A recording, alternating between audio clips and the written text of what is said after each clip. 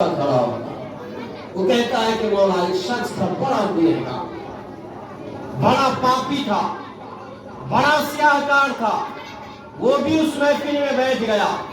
ہمارے نبی ارشاد فرماتے ہیں کہ رب فرماتا ہے فرشتے گواہ رہنا میں نے ان کی بھی مغفرت فرمائی۔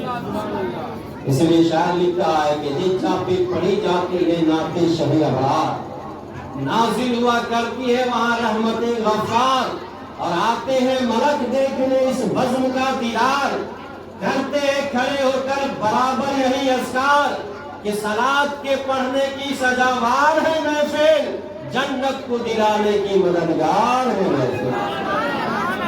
اس لیے سنی جنتی مسلمانوں، ہم سب اپنے نصیبے پر ناز کریں کہ اللہ نے ہم سب کو یہ موقع دیا، یہ توفیق دیا کہ ہم ایسی محفل قائم کریں اور ایسی محفل میں بیٹھے ہوں گے۔ آپ کو پتا پوری دنیا میں 4200 مذہب، کتنے مذہب ہے؟ 4200 مذہب کے ماننے والے سارے۔ ان 4200 مذاہبوں میں اللہ کو سب سے پیارا مذہب کون سا ہے؟ اللہ کہتا ہے ان الدین عند اللہ الاسلام، اللہ کو سب سے پسندیدہ دین دین اسلام، اللہ کو سب سے پیارا مذہب مذہب اسلام ہے۔ ایمان والو، ہم سب اپنے رب کا کتنا بڑا شکر گزار بنے، پھر بھی کم ہے کہ اللہ نے 4200 مذاہبوں میں سے ہمیں اور آپ کو جو پیدا کیا ہے مذہب اسلام کے ماننے والوں میں پیدا ہوا۔ یہ اللہ کا بڑا احسان، بڑا کرم ہے پروردگار کا۔ عزیزان ملت اسلامی، اور ہم سب آج بیٹھے ہوئے ہیں شہنشاہ ہند، عطائے رسول، غریب نواز، کرم نواز، بندہ نواز، غریب پرور حضرت خواجہ معین الدین حسن چشتی اجمیری رضی اللہ تعالی عنہ کی عقیدت و محبت، اور غوثیہ اسلامیہ کمیٹی کے ممبران، یہاں کے تمام خوش عقیدہ مسلمان نے خواجہ پیا کی محبت میں آج کا یہ پروگرام منعقد کیا۔ ایک بار سب لوگ پھر مل کر کے درود پاک پڑھیے، اللہم صلی علی سیدنا شفیعنا حبیبنا طبیبنا بارک وسلم، صلو علیہ الصلوۃ والسلام علیک یا رسول اللہ، یا نبی اللہ، یا حبیب اللہ صلی اللہ تعالی علیہ وآلہ وسلم۔ آپ بالکل توجہ کے ساتھ میری باتوں کو سنیں اور ہم آپ کو سنا رہے ہیں۔ اللہ تعالی ہم سب کی سننے سنانے کو قبول فرمائے۔ دائیں بائیں بالکل مت دیکھیں۔ شاعر لکھتا ہے سنانے اپنی بربادی کے افسانے کہاں جاتے، تیرا گھر چھوڑ کر خواجہ یہ دیوانے کہاں جاتے، اور ہمیشہ بھیک ہم نے تو اسی چوکھٹ سے پائی ہے، ہم اپنا دامن امید پھیلانے کہاں جاتے، اور درے خواجہ پہ بگڑی قسمتیں بنتی ہے اے عرشی، درے خواجہ پہ بگڑی قسمتیں بنتی ہے اے عرشی، ہم اپنی لوح پیشانی بدلوانے کہاں جاتے۔ عزیزان ملت اسلامیہ، میں نے جس آیت مقدسہ کی تلاوت کی، اللہ ارشاد فرما رہا ہے یا ایھا الذین آمنوا، اے ایمان والو۔ اسے کہہ رہا اللہ ایمان والو، اور ایمان والے کون ہیں؟ جو سنی صحیح العقیدہ مسلمان، اے ایمان والو۔ اور قرآن پاک میں تقریباً 82 جگہ یا 88 جگہ اللہ تبارک و تعالیٰ نے ڈائریکٹ ایمان والوں سے خطاب کیا، یا ایھا الذین آمنوا، اے ایمان والو، اتقوا اللہ، اللہ سے ڈرو۔ اللہ سے ڈرنا کیا؟ اللہ سے ڈرنے کا یہ مطلب ہے دو لفظوں میں کہ اللہ نے ہمیں کہا بچہ کو پیچھے کرو، فرائض کو ادا کرو۔ اللہ نے جن کاموں کا کرنے کا ہمیں حکم دیا ان کاموں کو کرنا اور جن جن چیزوں سے اللہ نے ہمیں منع کیا ہے اس سے رک جانا، یہی اللہ کا خوف ہے اور یہی اللہ کا ڈر۔ اور جب بندہ کے اندر یہی چیز آ جاتا ہے تو اسے ہم کہتے ہیں تقویٰ۔ اور جب بندہ اور زیادہ تقویٰ شعار ہو جاتا ہے تب وہ بندہ بن جاتا ہے اللہ کا ولی۔ عزیزان ملت اسلام ہے، تو اللہ نے کہا اے ایمان والو اللہ سے ڈرو۔ پھر رب نے فرمایا وَقُولُوا مَعَ الصَّادِقِينَ، اور سچوں کے ساتھ۔ اس کے ساتھ ہو جاؤ، سچوں کے ساتھ۔ نماز پڑھو، سچوں کے ساتھ ہو جاؤ۔ روزے رکھو، سچوں کے ساتھ رہو۔ حج کرو لیکن سچوں کے ساتھ رہو۔ گناہوں سے دور رہو، سچوں کے ساتھ رہو۔ یا اللہ ہم نماز پڑھ ہی رہے ہیں، روزہ رکھ ہی رہے ہیں، گناہوں سے بچ رہے ہیں، پھر سچوں کے ساتھ کیوں ہو جائے؟ کیا ضرورت ہے سچوں کے ساتھ ہونے کی؟ آج بہت واویلا مچا ہے اس دنیا میں۔ ولیوں سے دور رہے، مزارات سے دور رہے۔ یہ ولی مجبور ہے، یہ ولی ہے کیا؟ آپ سماعت فرمائیے۔ اللہ نے کہا اے ایمان والو اللہ سے ڈرو، وَقُولُوا مَعَ الصَّادِقِينَ، اور سچوں کے ساتھ ہو جاؤ۔ آپ اللہ سے پوچھے ہیں میرے پروردگار نماز ہم پڑھ ہی رہے ہیں، پھر سچوں کے ساتھ کیوں ہو جائے؟ گناہوں سے بچتے ہیں، سچوں کے ساتھ کیوں ہو جائے؟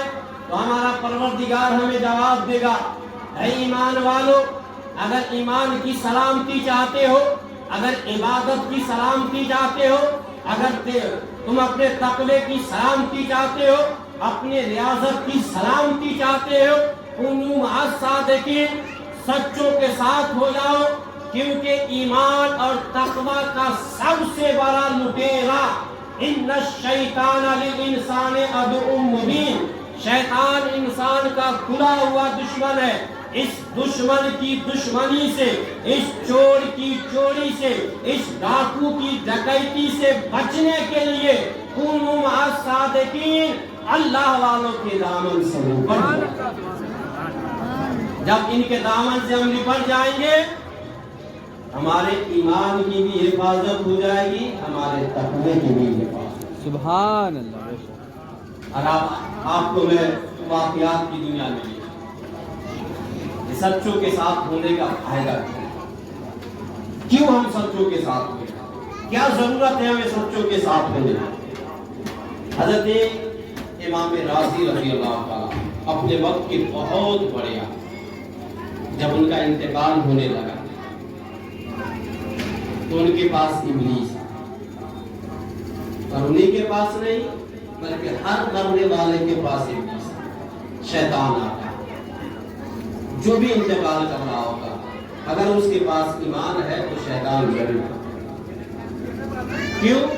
تاکہ اس کے ایمان کو ہم اس وقت بھی کم سے کم اس کے ایمان پر ہم ڈاکہ ڈال سکیں۔ اور جب انسان مرنے لگتا ہے اس کا آخری وقت ہوگا تو ہمارے نبی ارشاد فرماتے ہیں کہ مرنے والے کو اتنی پیاس لگتی ہے، اتنی پیاس کہ اس مرنے والے کو اگر 7 سمندر کا بھی پانی پلا دیا جائے تو اس کی پیاس ختم نہیں، اتنی شدت کی پیاس میں سے اس وقت ابلیس آتا ہے، شیطان آتا، میٹھا ٹھنڈا شربت کا گلاس مرنے والے سے کہتا ہے تو مجھے اپنا خدا کہہ دے، میں یہ پانی شربت تمہیں پلا دوں۔ جس کا ایمان کمزور ہوتا، جو صرف کہتے ہیں کہ جو ہے اللہ ہی کرے گا، یہ ہمارا بھی ایمان ہے کہ اللہ ہی سب کا مالک ہے، اور یہ جو اولیاء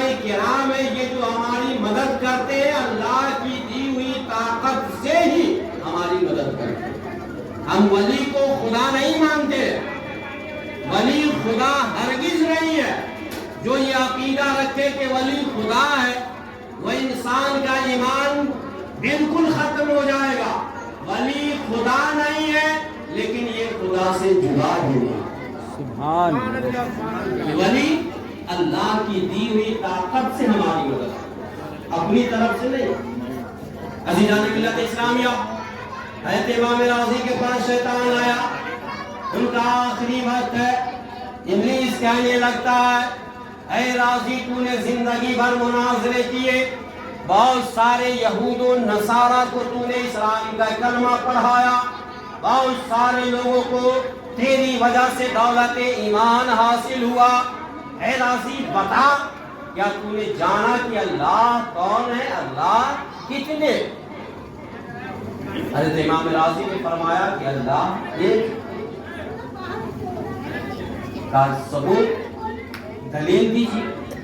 حضرت امام فخر الدین رازی رحمۃ اللہ علیہ نے دلیل دی۔ ابلیس بھی بہت پڑھا لکھا، اتنا پڑھا ہوا ہے ابلیس کہ فرشتوں کو پڑھاتا تھا، یہ فرشتوں کا ٹیچر تھا، اور اتنی عبادت کہ ان کے سجدے کو اگر زمین پر بچھا دیا جائے تو کہیں پاؤں رکھنے کی جگہ نہ ملے، اتنی عبادت، اتنے سجدے ہیں ان کے پاس، اور اتنی تعلیم کہ فرشتوں کو پڑھاتا تھا۔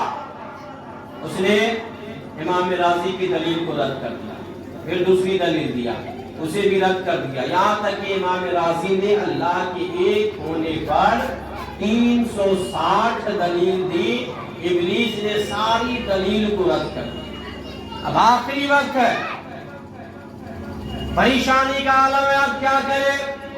اسی پریشانی کے عالم میں اپنے مرشد کو یاد کرتے ہیں، اللہ کے ولی کو یاد کرتے ہیں۔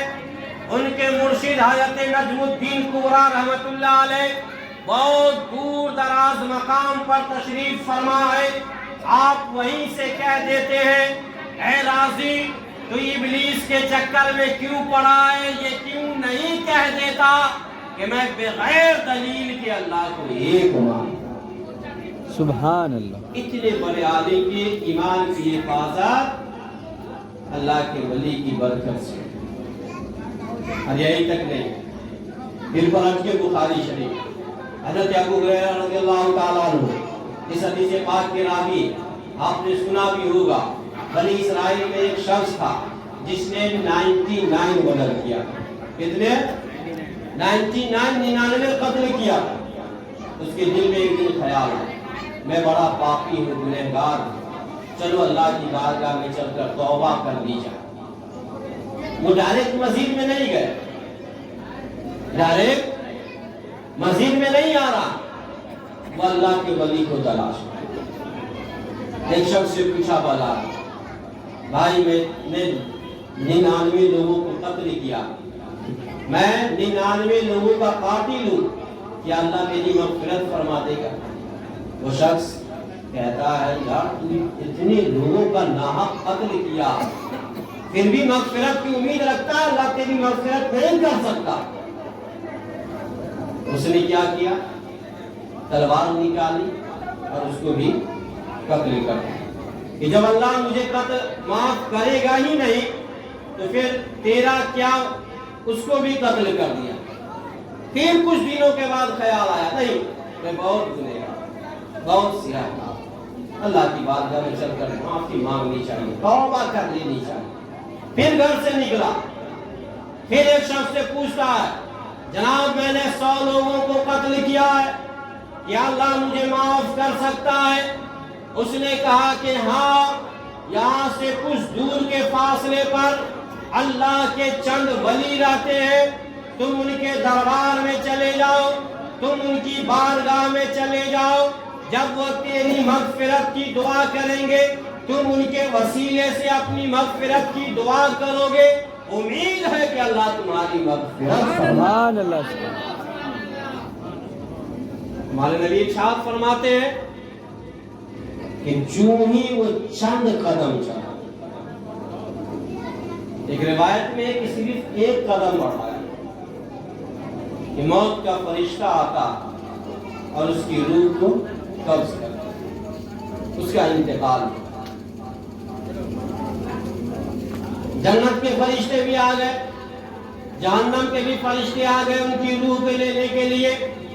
جہنم کے فرشتے کہنے لگے ہم اسے جہنم میں لے جائیں گے کیونکہ انہوں نے 100 لوگوں کو قتل کیا ہے، یہ قاتل ہے، گنہگار ہے، فاسق ہے، فاجر ہے، جہنم کا حقدار ہے، اسی لیے ہم اسے جہنم میں لے جائیں گے.